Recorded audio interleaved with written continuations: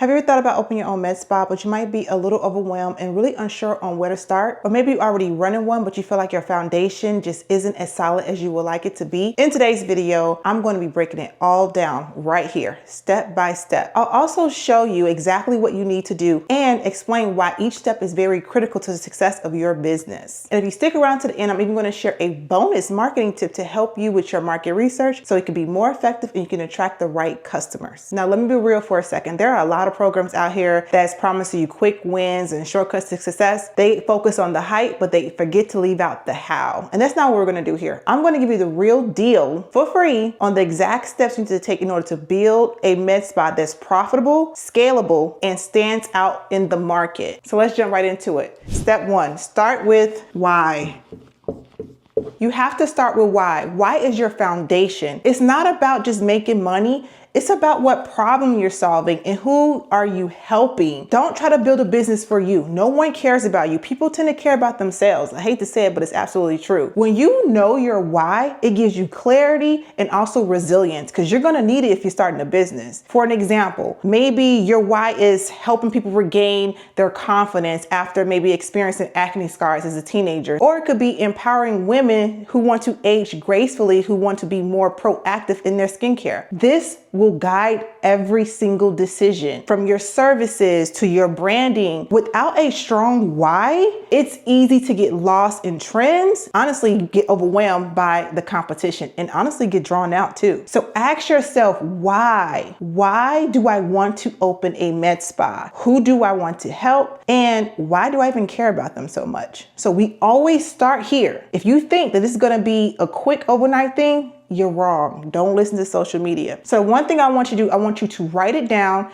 and trust me, you will revisit this why often. Now, step two, we want to do something called identify our avatar. So basically what an avatar is basically our ideal client. Who are we targeting and what problem are we serving for them? So we need to know who we're talking to before we even decide on services, marketing, or even our location. So I'm going to give you some steps here on how to define this person. So the first thing we want to focus on something called demographics. So how old are they? What's their income? Where do they live? Are they parents? Are they married? Are they single? And then we're going to go into their pain points. What problems are they facing? What is the problem that your med spa is going to solve for them? And then their habits, something we call psychographics. Where do they spend their time at online? What influences their decisions, especially their buying behavior? So let's say your avatar could be a working mom in her 40s who is feeling the effects and the pressure of aging, and she wants to kind of get ahead of it, that premature aging. But she also is really busy and she doesn't have time for lengthy treatments. So just defining this avatar with her income and her lifestyle, knowing this, you can focus on quick but effective services like Botox and microneedling with radio frequency, and even tailor your marketing to her and her busy lifestyle. Because when you do this, people feel like you're speaking to them. Have you ever listened to a song or you saw a movie, you're like, wow, that person is speaking to me. This resonates with me. That's how we have to approach our marketing. People want to feel seen. And if you choose the latter, they want to choose the competition. Okay. So we can't just have generic type marketing. And then we're going to go into step three. We're going to do something called market research.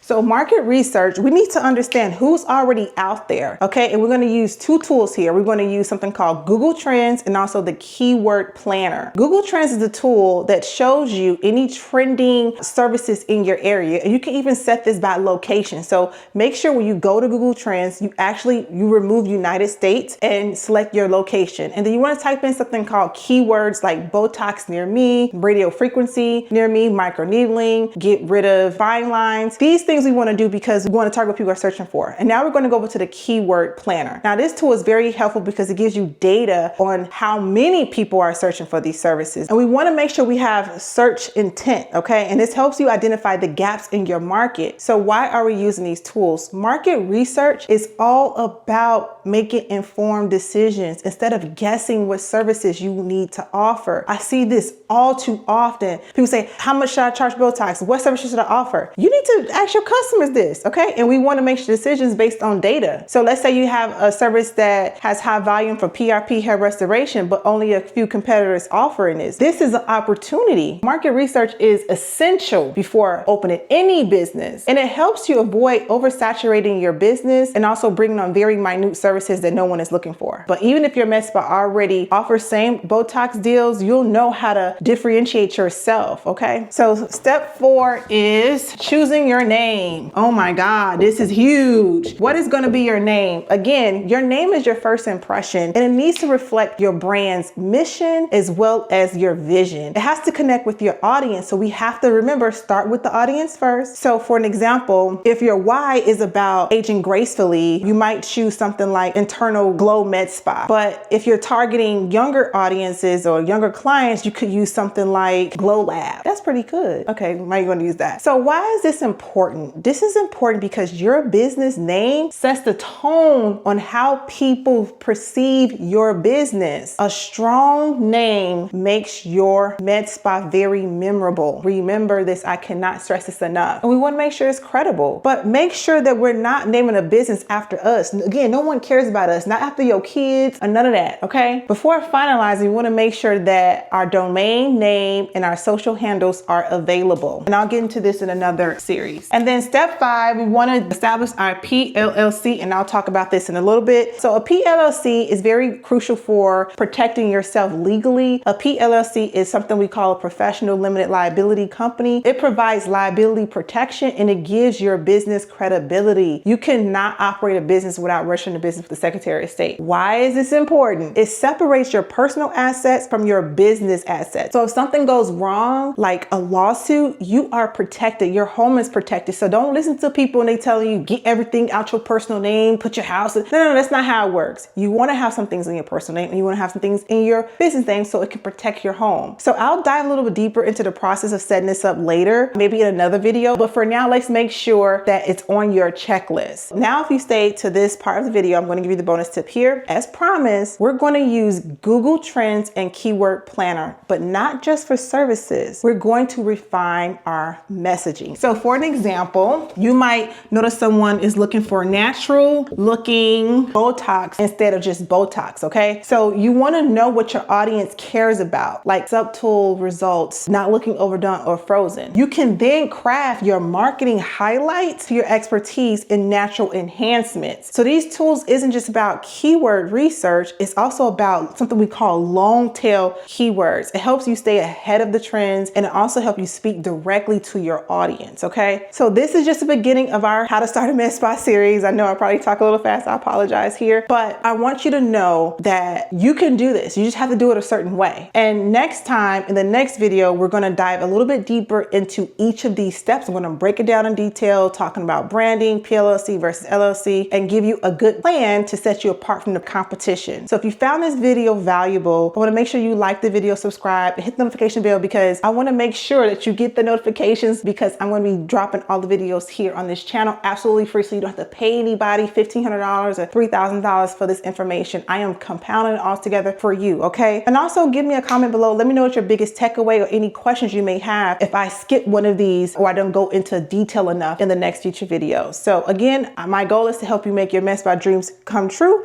and I will see you in the next video.